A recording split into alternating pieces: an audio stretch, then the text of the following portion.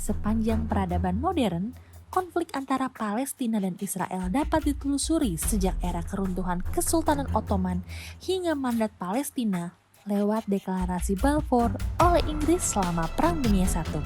Di masa prasejarah, wilayah yang kini menjadi Palestina dan Israel kerap berada di persimpangan berbagai agama, budaya, perdagangan, dan geopolitik.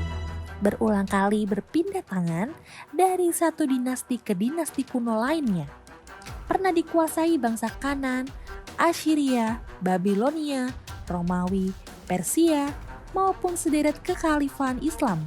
Yerusalem hingga kini dianggap kota suci nan penting bagi agama Islam, Yahudi, dan Kristen. Mei 2021, konflik Israel-Palestina kembali memanas usai serangkaian pemicu. Mahkamah Agung Israel digegerkan kasus sengketa lahan antara pemukim Yahudi Israel dan warga Arab Palestina. Di wilayah hunian sejarah di Yerusalem Timur yang menghubungkan kota tua dan tepi barat, keluarga Palestina hadapi ancaman penggusuran. Didukung warga Palestina dan simpatisan lainnya, mereka berjaga dan memprotes, berhadapan dengan pemukim Yahudi dan petugas keamanan Israel yang represif.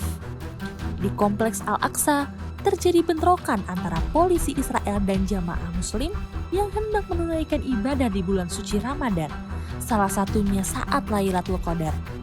Puluhan orang Palestina pun terluka dan ditahan. Kelompok Hamas yang menguasai jalur Gaza pun mengancam Israel agar menarik pasukan keamanan mereka, khususnya dari Sheikh Jarrah dan Kompleks Al-Aqsa. Ketika ultimatumnya diabaikan, Hamas meluncurkan ribuan serangan roket terhadap Israel, seperti di Tel Aviv dan wilayah urban lainnya. Militer Israel pun balas menyerang dengan tak kalah sengit. Saling balas serangan roket kedua pihak menewaskan dan melukai ratusan orang, sebagian besar warga sipil. Pemerintah sejumlah negara termasuk Indonesia beramai-ramai mengutuk agresi Israel atas Palestina. Mengutuk doang sih, mau menjatuhkan sanksi atau aksi lain yang lebih signifikan mungkin gak berani. Sementara itu, tagar Save Palestine dan Save Sheikh Jarrah memenuhi media sosial. Ketika situs-situs berita dan para pakar berebut meliput dan memperbincangkan konflik Israel-Palestina hingga eskalasi terbaru, warganet tentu tak tinggal diam. Di medsos Twitter, Instagram, hingga Facebook, netizen lokal dan mancanegara terbelah jadi banyak kubu.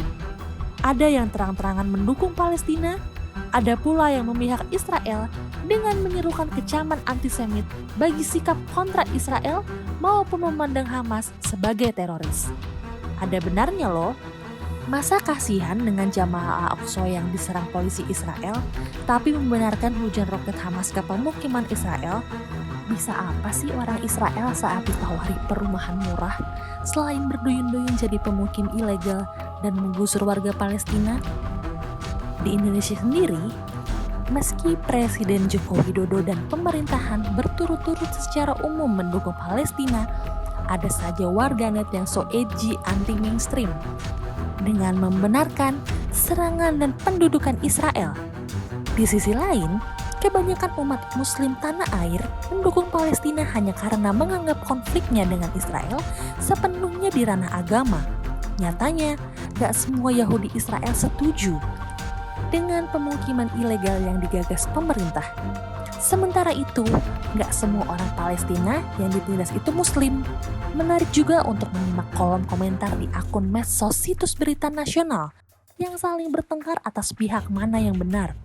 Ada yang nyinyir atas ramai-ramai seruan dukungan ke Palestina dan menyuruh masyarakat menyimak masalah di negeri sendiri. Ada benarnya sih.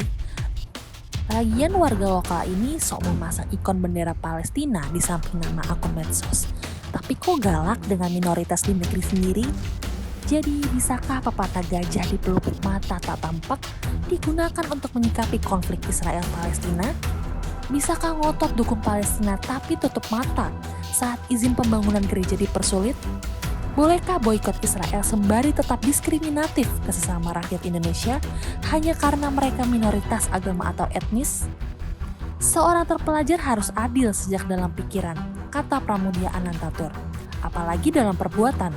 Tapi gimana mau terpelajar? Boro-boro adil, kalau belajar memahami penderitaan sesama manusia saja tak mampu.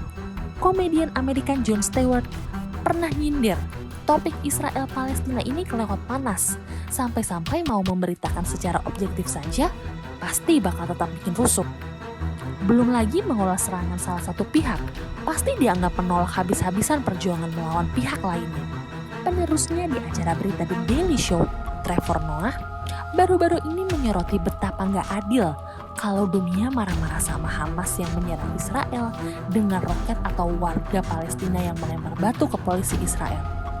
Trevor bertanya, sebagai pihak yang jauh lebih perkasa, seberapa keras Israel layak membalas serangan roket atau lemparan batu Palestina? Menilai mana yang salah dan benar tentu tak terlepas dari relasi kuasa kedua pihak, mana yang kuat dan lemah. Tentunya tidak ada yang manusiawi dalam perang, apalagi kalau sudah bawa-bawa sengketa wilayah dan kedaulatan. Tanyakan saja ke pembubaran aksi dukung Papua Merdeka atau represi pemerintah dan tentara Indonesia di bumi cendrawasih. Jadi, ketika Human Rights Watch sudah menetapkan penindasan Israel atas Palestina sebagai apartheid, bisa apa kita sebagai sesama manusia? Ngaku sajalah, lebih penting berada di pihak mana sih? Nasionalisme, agama, atau kemanusiaan?